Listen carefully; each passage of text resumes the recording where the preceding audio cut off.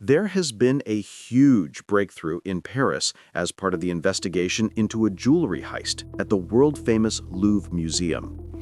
Two of the alleged four suspects have been arrested, with one caught as he boarded a flight out of the country.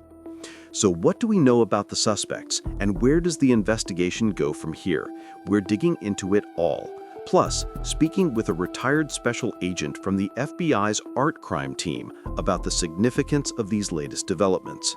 We're on the case, presented by my channel. I'm Oybek.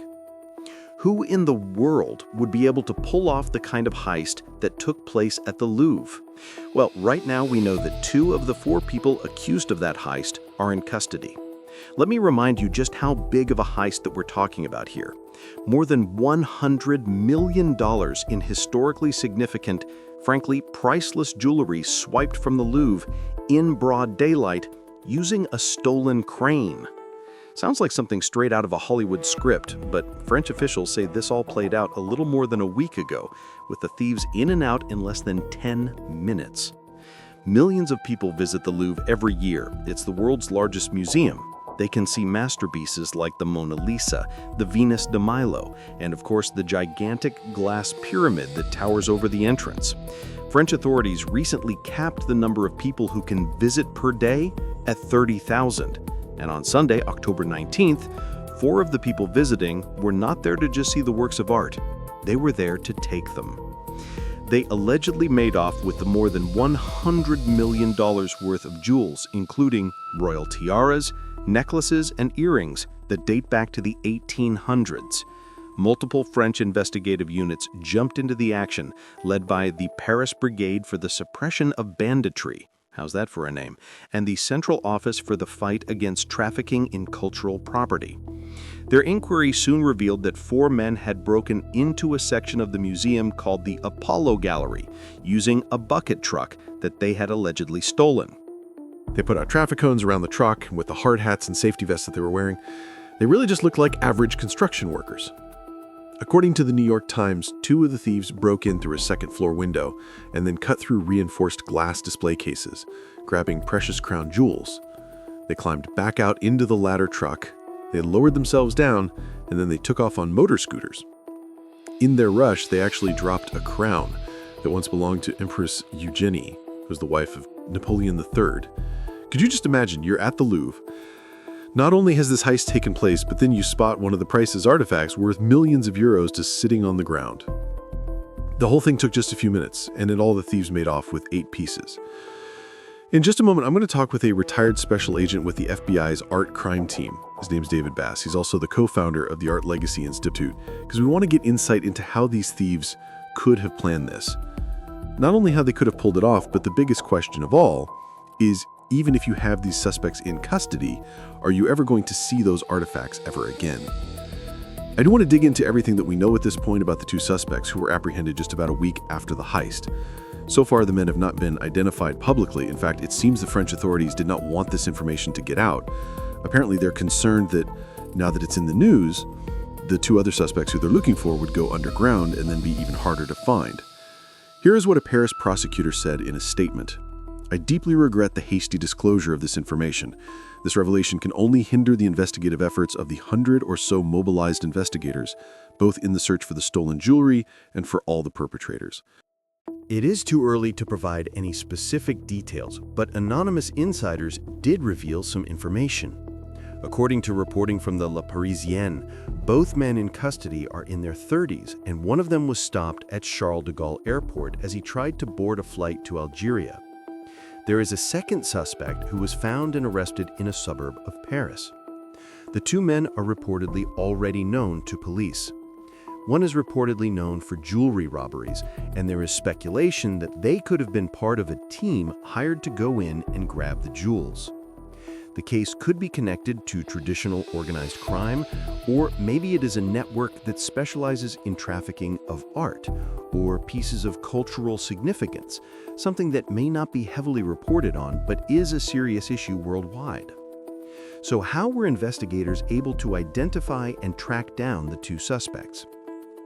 While it may seem like they were criminal masterminds, the Empress's crown wasn't the only thing that was left behind at the scene. They also abandoned a helmet, a vest, and gloves.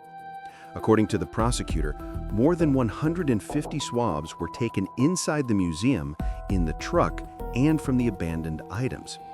The truck had apparently been stolen from a man who had listed it for sale online, with French authorities saying the thieves threatened him but didn't use any violence. They allegedly tried to set fire to the truck before fleeing, but they weren't able to. As the thieves were making off with goods, all sorts of security protocols were in motion inside the Louvre. The AP reports that when the men entered the Apollo Gallery at 9:34 a.m. via the window, an alarm was triggered in the security control room. A staff member made a radio call to command center members, alerting them that something was up.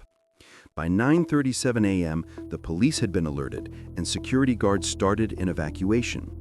But the Louvre's director acknowledged in testimony to the French Senate that there were serious flaws in the museum's surveillance system. She says that there's a shortage of security cameras outside the Louvre, and the museum was scheduled to undergo a security overhaul as part of a massive renovation, but that hadn't happened yet. While French investigators have been praised for their quick work in apprehending at least some of the suspects, there's one question on everyone's minds. Did they recover the jewels? For now, it seems that the answer is no. The Paris prosecutor did not say whether the jewelry was found, and multiple French media outlets are reporting that the jewels are still out there somewhere, along with the two other men believed to be involved in the brazen theft.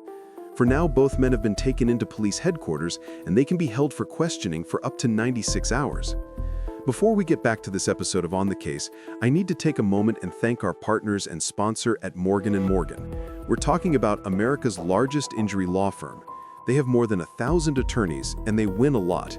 They've recovered over $25 billion for more than 500,000 clients.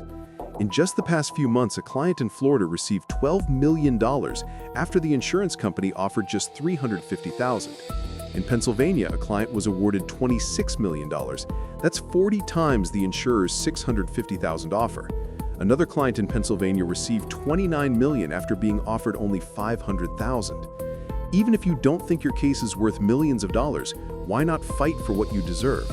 Morgan & Morgan makes it easy to start a claim. You can do it with just 8 clicks on your phone.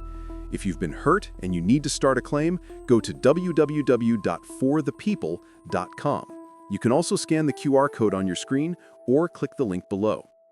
Joining us now is retired special agent with the FBI's art crime team, Dave Bass. Thank you for being with us on my channel. You're a great person to talk to because this story is absolutely fascinating. What was your reaction when you learned what the 4 suspects were able to pull off at the Louvre? My first reaction was dismay that something like this could happen. These things do happen, and there have been several very notorious art heists. It's always sad to see because at the root of it, we're losing valuable cultural property. It's a tragic loss, and anytime a cultural institution as esteemed as the Louvre is targeted, it's disheartening. Before we get into the possibility of whether any of these artifacts could ever be retrieved again, the way that they went about it, where they were in and out in less than 10 minutes, smashing through the cases, grabbing the items and running, how does that compare to other art heists you've seen? The first thing that stands out is that it seemed well rehearsed, and the choice of time of day was smart. It seemed like a pretty good plan, possibly based on strong surveillance, or maybe, as has been suggested, inside information. The fact that there were patrons in the museum makes this one stand out as very brazen. Right now, 2 out of the 4 suspects are in custody, and there's been no statement about where the jewels may be. Where does your mind go when thinking about what potentially happened to those artifacts after they escaped? In most of these crimes, the stolen items are immediately hidden away somewhere. They may have even been taken out of the country at this point. The good news is that French authorities have made 2 arrests, and that is outstanding police work. Not many details have been provided, but the fact that there have been these arrests is a great development because it increases the likelihood that the stolen pieces will be recovered. When it comes to these artifacts like the tiaras and crowns that contain valuable diamonds, each stone still holds value on its own. If you steal something like the Mona Lisa and cut it into pieces, it loses its cultural and historical worth. How likely is it that these items are still intact when found? I think it's pretty likely, and I want to stay optimistic and believe that they're still together. One of the challenges with jewels like these is that they feature old cuts, not the modern styles optimized for electric lighting.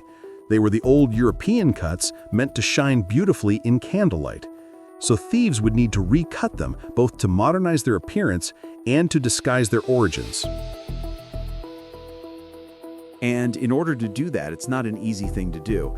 There are several places that come to mind, like Israel, Antwerp, Thailand, and India, where these craftsmen work and do this type of work, where they'll recut gems. All that is to say that when you steal something like this out of the Louvre, its value comes from the fact that it's an intact artifact. When you take it apart, I'd be surprised if they could even realize less than 10% of the value that's currently being given to the pieces. I've said from the beginning that my hope is that this was some type of ransom reward scenario, commonly referred to as art napping, where the thieves' motivation is monetary, but what they're trying to do is negotiate some type of return reward, which in some cases can be quite a bit of money. In this situation, we haven't heard anything from French authorities about a reward, and there are probably several reasons for that. They don't want to encourage this type of activity, and in several countries, the law doesn't allow paying ransoms for that very reason, because they want to discourage this type of activity. However, in some past cases, they've been behind the scenes dealing and working through intermediaries, and they're able to do it through legal loopholes. You think of the old phrase, "We don't negotiate with terrorists." And in different hostage situations, that's true. But in this one, are the French known to negotiate if an artifact has been taken and someone tries to hold it for ransom? I don't think it's unprecedented, but like in the United States, when you hear of rewards offered, it's always in exchange for information leading to the arrest and apprehension of those responsible. Right. So in that way, it sort of discourages the art napping scenarios. I would think that French authorities at this point really don't know what they knew when they knew it, but certainly they've been tight-lipped for good reason, because they want to maintain the integrity of their investigation, and they have achieved results, having got 2 people in custody, which is a remarkable development in the case.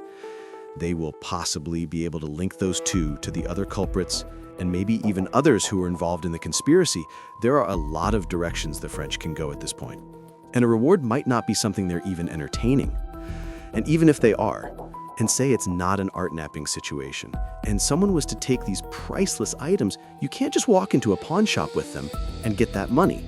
So what is the market for something that's so hot in terms of law enforcement wanting it? And where does it go when a piece of art like this has been taken?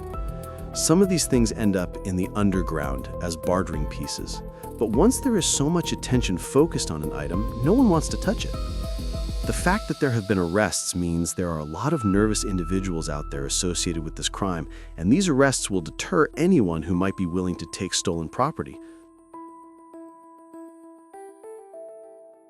I think the amount of attention at this point has to be extreme, and it will serve as a great deterrent.